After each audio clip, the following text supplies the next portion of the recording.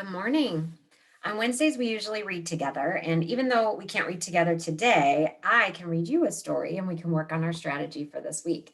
Because on Wednesdays, we read stories together and we think about the different strategies that we use to help us understand stories better. Today, we're going to be working on drawing conclusions. So sometimes in a story, an author might not explain everything in detail. They might not tell you exactly what they mean. Sometimes you have to kind of draw conclusions to figure out what they mean on your own. So we can use things that have happened in our lives, like things that we've experienced to help us draw conclusions. We can also use things that the characters are doing and saying in a story to help us draw conclusions and really looking at the details of what's happening in the story to help us figure out something that the author might mean, but not exactly tell us. So I'm going to read you a story. And as we're reading, we're going to be kind of thinking about drawing conclusions, using the details in the story to figure out ideas about like why the characters are doing certain things or why certain events are happening. So this is a story called The Harvest Birds. It's by Blanca Lopez de Mariscal, and the illustrator is Linda Kane. This is a folk tale. So folk tales are stories that usually tell kind of have a lesson in them.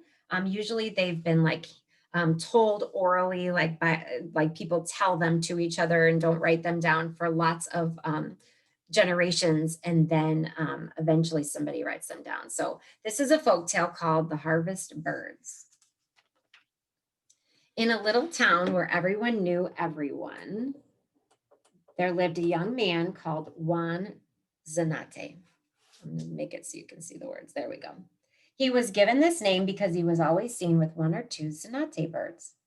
Juan used to sit under his favorite tree, dreaming and planning his life. He had wanted to have his own land as his father and grandfather had.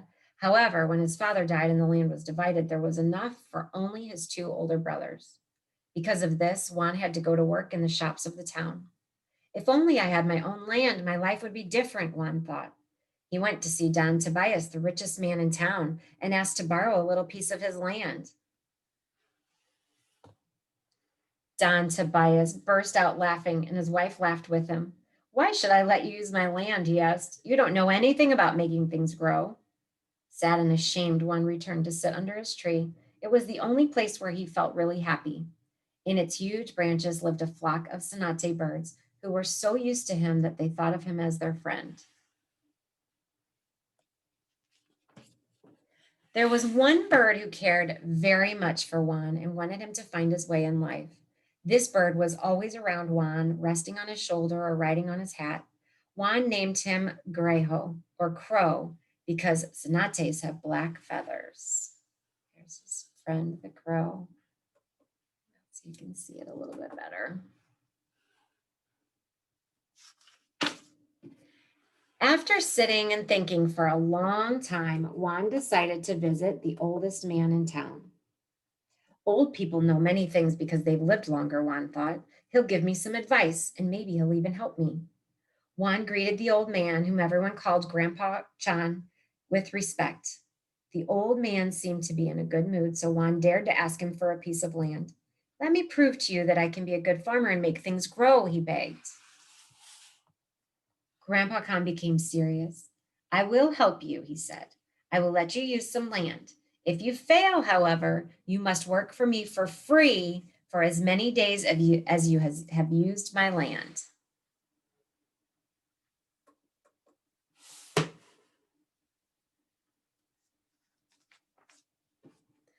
Juan ran into the town shouting the good news. Instead of being happy for him, though, people laughed at him.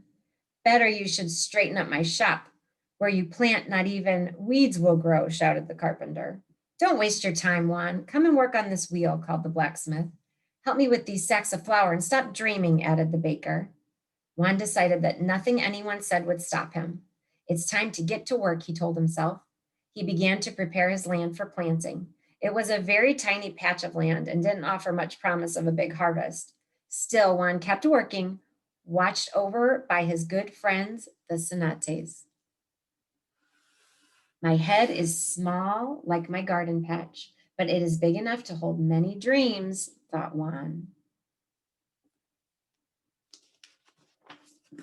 He needed seeds to plant, but didn't have money to buy them. So he went to the shop and he asked for some. Juan, sweep up the corn, bean, and squash seeds from my floor and take them to my pigs, the shop owner said. Then, if you wish, you can take some seeds for yourself. Juan was happy because now he had seeds to plant. He didn't scare away the Zanates the way the other farmers did. Instead, he gave them some of his leftover seeds to eat so they wouldn't be hungry. After all, the Zanates were his friends, and he cared for them very much. Greyho was always with him, giving him advice as he worked. Okay, so be thinking about what he's doing, drawing conclusions about what might happen here.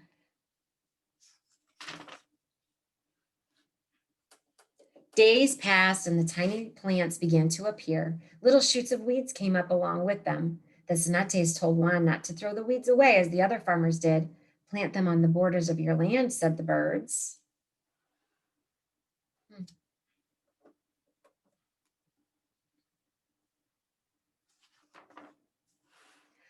When the other farmers heard what Juan was doing, they laughed at him.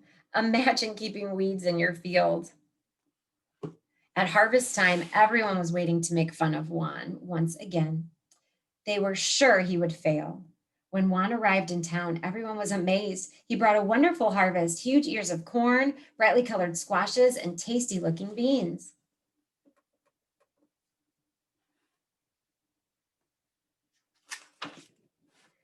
How did you do it? They all wanted to know. Juan smiled and answered, I did it with the help of my friends, the Zanates, the harvest birds. I learned to listen to the voice of nature. Work for me, Juan, everyone shouted. Teach me your secrets. No, answered the old man. Juan works for no one now because I am going to give him the land that he harvested. After selling the crop at an excellent price, Juan Zanate and Grandpa Khan returned to the little patch of land that was now Juan's. The old man asked Juan to tell him his secret. The Zanates taught me that all plants are like brothers and sisters, replied Juan. If you separate them, they become sad and won't grow. If you respect them and leave them together, they will grow happily and be content.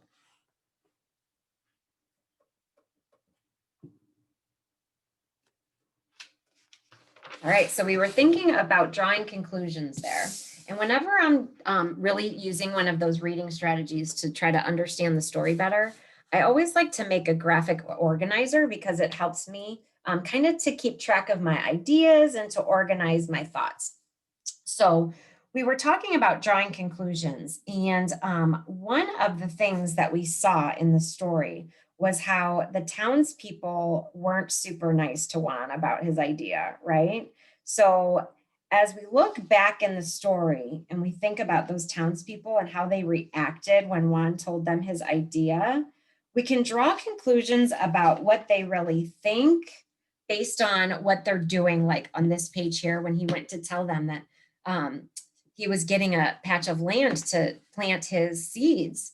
And he ran into town to tell him the good news. And you can look at the pictures here and you can get an idea of what the townspeople really think there. Now, it doesn't tell us that they, like that they're thinking that he's never going to be able to plant. He's never going to be able to grow this stuff, but they do.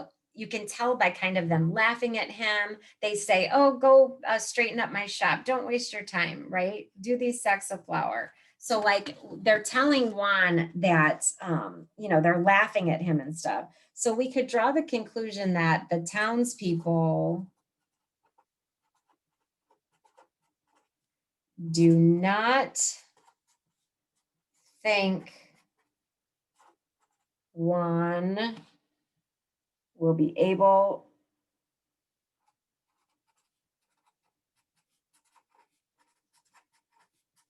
to grow his plants. So we can tell that that the townspeople really think Juan is not going to be able to grow anything there, right? And we can tell because if we kind of look at some of the details that we can look at back in the story, we can tell that because they are laughing at him, right? So the townspeople are laughing at him. They are telling him to do other jobs,